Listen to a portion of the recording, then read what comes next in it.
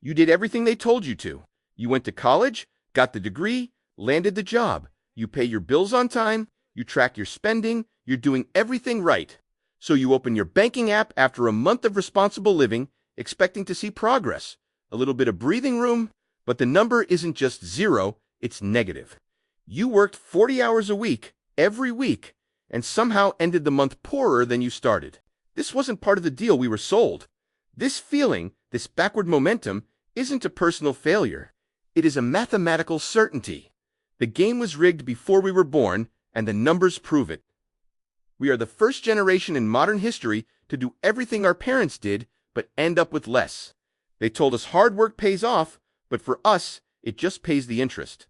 They don't want you to do the math because the math reveals the lie. And the lie is that the system is broken. The system isn't broken. It's working exactly as designed. You are losing $203 every single month, and I'm about to show you precisely how they do it. This trap wasn't built overnight. It's the result of a slow, deliberate demolition project that started decades before we were born. Our parents and grandparents walked into a world with a clear, functional contract. A single factory job could buy a house, support a family, and fund a secure retirement. In 1985, the median home cost just over 3 times the median annual salary. College was a rounding error on a state budget, not a private mortgage you carry for 30 years. Pensions, real pensions, were the bedrock of a career. They weren't living in a golden age by accident. They were living inside a system designed to create a thriving middle class from wage earners. But while they were building their lives, the architects of our economy were quietly rewriting the rules for the next generation. They were dismantling the floorboards above our heads before we were even in the room. The ladder we were promised was being sold for scrap. They prepared the ground for our failure with perfect precision. First, they turned education into a debt engine. University tuition has outpaced inflation by over 700% since the 1980s, not because it got better, but because government-backed loans meant colleges could charge whatever they wanted. We were the collateral. Then, they severed the connection between our work and our pay. Since 1971, productivity has skyrocketed by over 60%, while our real wages have remained almost completely flat. We work harder, produce more, and get a smaller and smaller piece of the pie. We were raised on stories of how hard work paid off for our parents, internalizing a script that was already obsolete. So when we fail to launch, we blame ourselves. We think we're lazy or not smart enough, never realizing the mathematical equation for success was intentionally broken. You are not losing because you're stupid. You're losing because no one taught you the real rules. So let's talk about who gets rich from this. It's not a secret society. It's a set of industries whose business models depend on us losing. First, the banks. Our $1.7 trillion in student debt isn't just a number. It's their most reliable revenue stream. Our interest payments are their profits. Our negative balance is their positive quarterly report. Then come the universities, collecting over $80 billion a year, selling us a dream they know the math no longer supports. They have zero incentive to lower costs when government-backed loans guarantee they get paid no matter what. And finally, our employers. A workforce buried in debt is a compliant workforce. We can't demand higher pay, we can't take risks, we can't quit. We are the perfect, disposable resource, educated, desperate, and cheap. They don't need to chain us to the desk when our student loans do it for them. Then there's the real estate industry, which profits by selling a dream of homeownership while corporate buyers and artificial scarcity ensure we remain permanent renters. Your rent check isn't just covering a mortgage, it's funding an investment portfolio you'll never have access to. And a special place for the financial advice industry. The ones who tell us to budget better and cut back on lattes as if a $5 coffee is the reason we can't afford a house.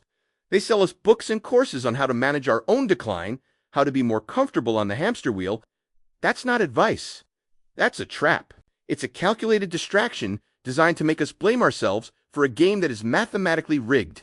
And it's all powered by a single, hidden mechanism that works like a silent tax on every dollar we earn.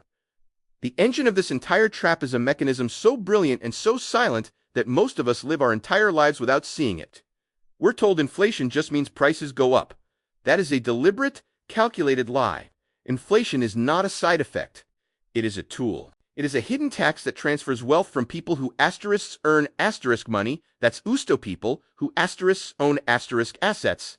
Every month, your paycheck buys a little less. Your savings, the money you bleed to put aside, loses its power.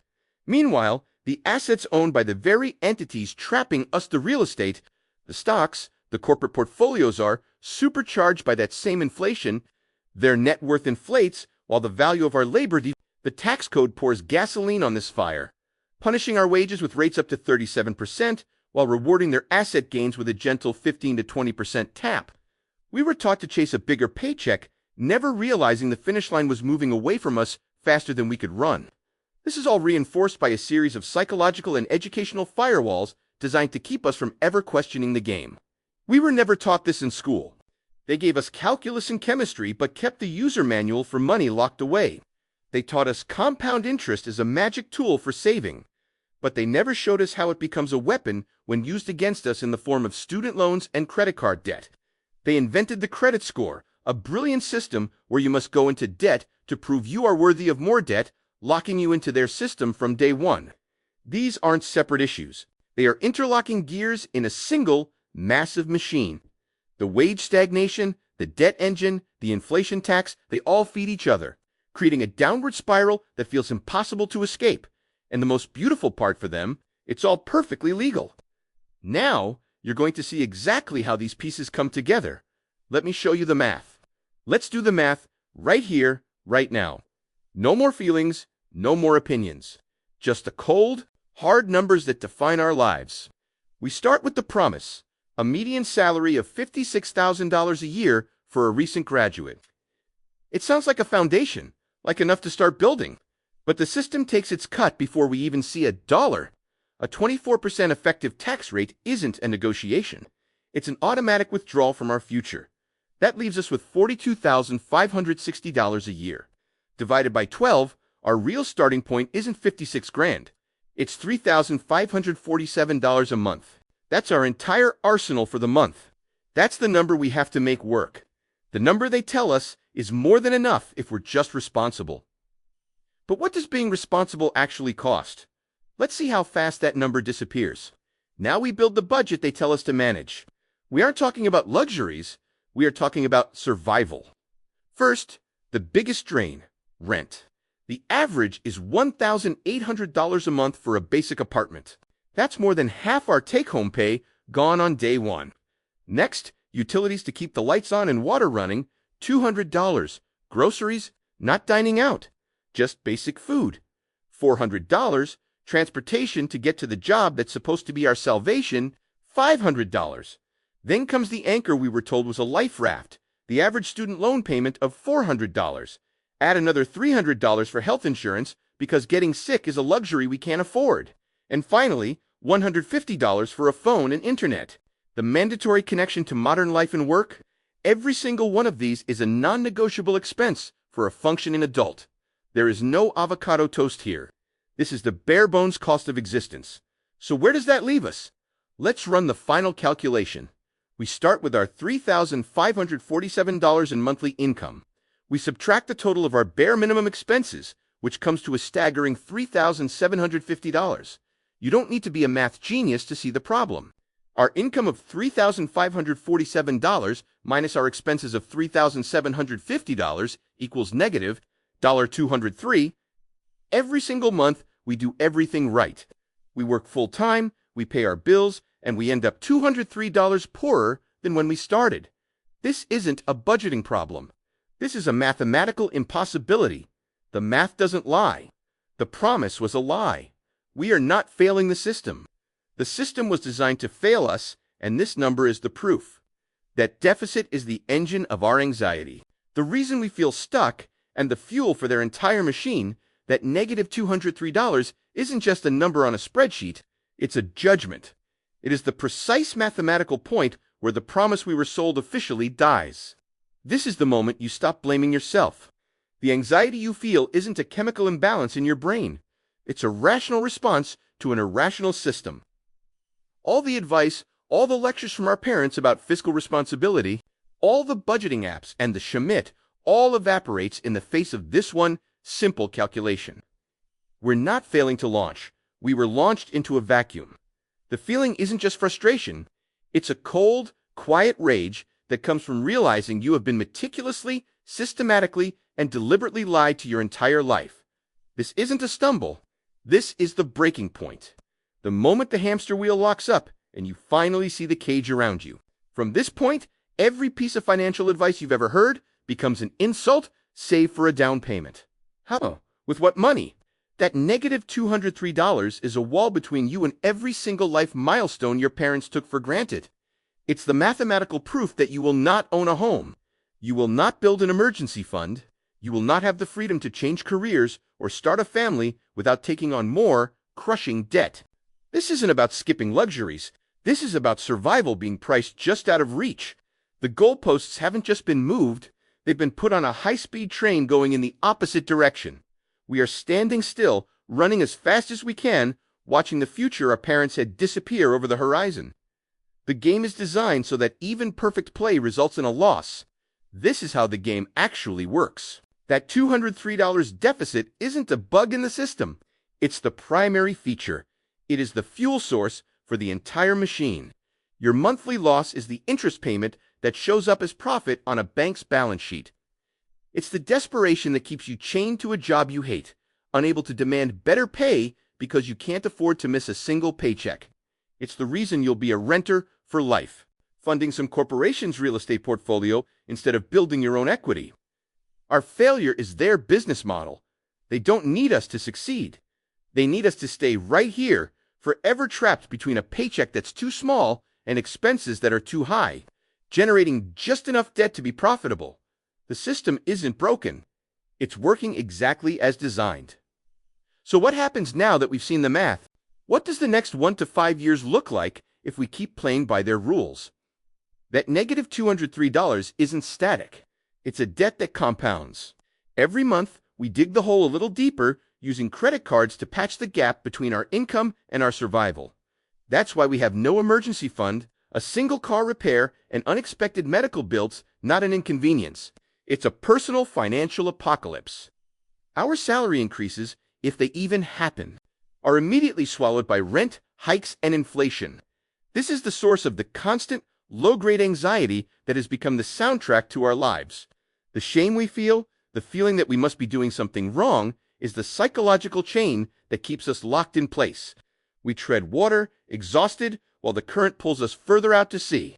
Now let's fast forward 5 to 15 years. The window for the life we were promised has slammed shut. Homeownership is no longer a dream. It's a statistical impossibility, a cruel joke. We are permanent renters, our monthly payments building equity for a landlord we'll never meet. Our careers have stalled. We can't take the risk on a startup, demand a real raise, or switch industries because we are chained to the bi-weekly paycheck. We can't afford to miss a single one. Life milestones our parents achieved by their late 20s marriage, children. A stable home are delayed into our late 30s or indefinitely, not because of choice, but because of cost. The gap between our reality and the promised script has become a chasm. We are living the direct consequence of a broken social contract, and the long-term, 15 to 30 years out, the picture becomes brutally clear. There is no retirement. The concept of working for 40 years and then stopping is a historical artifact we won't experience. We will work until we are physically unable, and then we will depend on a social safety net that is itself being dismantled. There will be no generational wealth to pass on. We will leave our children with nothing but the same broken rulebook we were given, perpetuating the cycle. We become the living proof of a failed promise, a generation whose hard work produced nothing but survival. The slow, creeping dread solidifies into the final realization: our entire economic life was spent on a treadmill that was designed to speed up the harder we ran. This is not personal failure. This is systematic extraction. So we have to stop trying to win their game. The goal can't be just to earn a little more income inside a system designed to drain it away. That's like trying to outrun the treadmill by speeding it up. The only move left is to get off the treadmill entirely. This is the hardest part, because it means rejecting every piece of safe advice we were ever given. It means shifting our entire identity from an employee who earns money to an owner who controls it. Stop listening to what they tell us to do and start studying what they actually do. We need to learn the tax code for asset owners, not wage earners. We need to understand how they use debt to buy assets that generate income while we use it for cars that lose value. This isn't easy. The system was made to be opaque and confusing on purpose. But now you see the math, and you can't unsee it. You are not a victim anymore. You are a player who has finally seen the rulebook. This clarity is the first real weapon we have. The old rules budget, better cut spending, save more, were never the path to wealth. They were the instructions for being a more comfortable cog in their machine. The system isn't broken. It's working exactly as designed. And we are the fuel. The real escape isn't about finding an extra $203 a month. It's about understanding the financial physics of their world. We have spent our entire lives being taught how to save money. What if the real skill we needed to learn was how to create it, protect it, and multiply it the way they do? We've seen the math that proves we're trapped. Now it's time to learn the hidden math of the escape, how they use debt and taxes to get rich, and how we can begin to understand those same principles